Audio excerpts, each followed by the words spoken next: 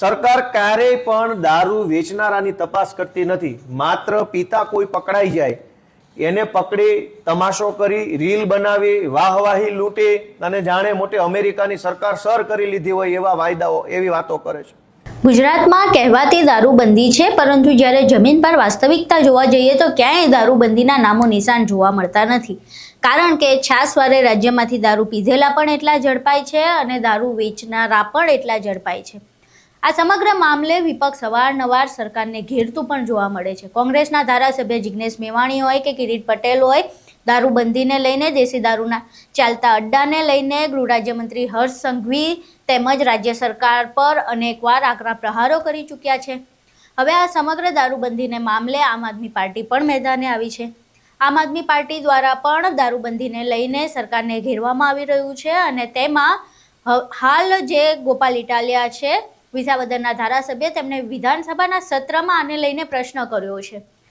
ગોપાલ ઇટાલિયા દ્વારા વિધાનસભાના સત્રમાં પ્રશ્ન કરવામાં આવ્યો કે રાજ્યમાં જે દારૂ પીધેલા ઝડપાય છે તેમની સામે એફઆઈઆર દાખલ કરવામાં આવે છે તે કેટલા છે અને જેટલા દારૂ પીધેલા ઝડપાય છે તો પછી દારૂ વેચતાર સામે કેટલી એફઆઈઆર દાખલ થાય છે તેના આંકડા માંગ્યા હતા, પરંતુ તેમને કોઈ સ્પષ્ટ આંકડા નથી મળ્યા.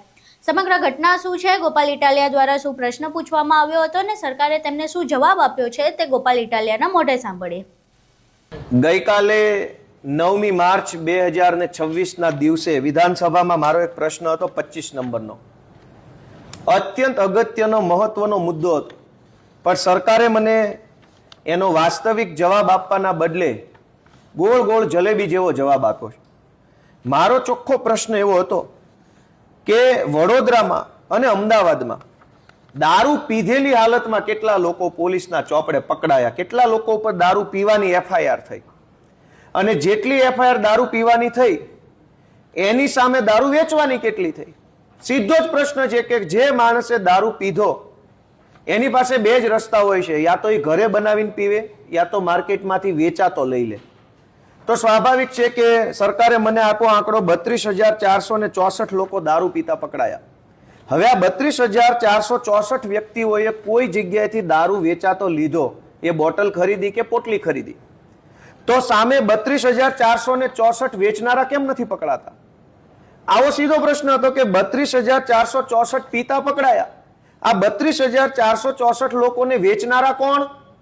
એ કોઈ દિવસ ગુજરાતમાં પકડવામાં નથી આવતા. માત્ર મોટી મોટી ફાર્મ હાઉસોની અંદર જ્યારે હોય ત્યારે કેટલાક લોકો દારૂ પીતા પકડાય, એના રીલ્સ બનાવવામાં આવે છે, એમને બેઇજ્જત કરવામાં આવે છે. વેચનારા ક્યાં છે?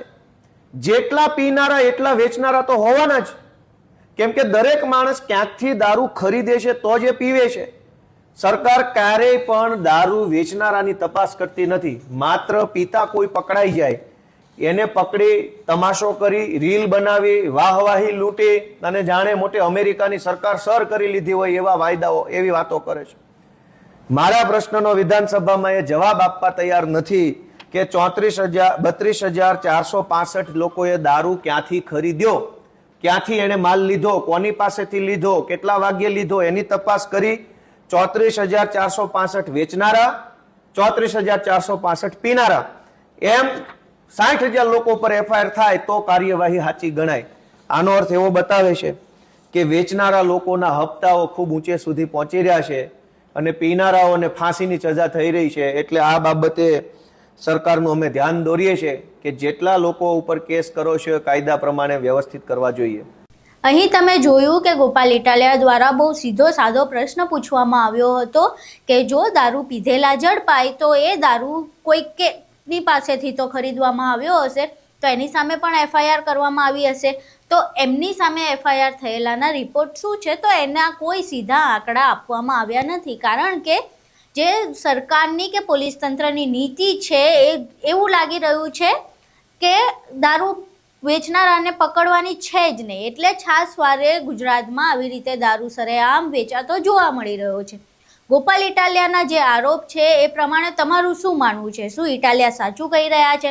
તમને શું લાગે છે રાજ્યમાં સરેઆમ દારૂબંધીના ધજાગરા થાય છે કે કેમ? રાજ્યમાં ક્યાં ક્યાં દારૂ ખુલ્લેઆમ વેચાય છે, કઈ કઈ જગ્યાએ દેશી દારૂના ખુલ્લા અડ્ડા ચાલે છે? તમારું આ સમગ્ર મામલે શું માનવું છે? જો તમને ખબર હોય તો કોમેન્ટ બોક્સમાં એ જગ્યા જરૂર લખજો, ગુજરાત પોલીસને ટેગ કરજો, એટલે એમને પણ ખબર પડે કે ગુજરાતમાં ક્યાં ક્યાં દારૂના અડ્ડાઓ ચાલે છે અને તે ક્યાં ક્યાં કાર્યવાહી કરે છે. વિપક્ષ હાલ કોંગ્રેસ હોય કે આમ આદમી પાર્ટી હોય, દેશી દારૂને લઈને અને ગુજરાતમાં દારૂબંધીને લઈને સરકારને ઘેરી રહી છે, ત્યારે તમારું શું માનવું છે? શું વિપક્ષ સાચા રસ્તે આગળ વધી રહ્યું છે? ગુજરાતમાં દારૂબંધી શું ખરેખર કડક રીતે અમલીકરણ થવી જોઈએ કે કેમ? તમારા મંતવ્યો અમને કોમેન્ટ બોક્સમાં જરૂરથી જણાવજો. વિડીયો પસંદ આવ્યો હોય તો વિડીયોને લાઇક કરજો, શેર કરજો અને ચેનલને સબસ્ક્રાઇબ કરવાનું ભૂલશો. નમસ્કાર.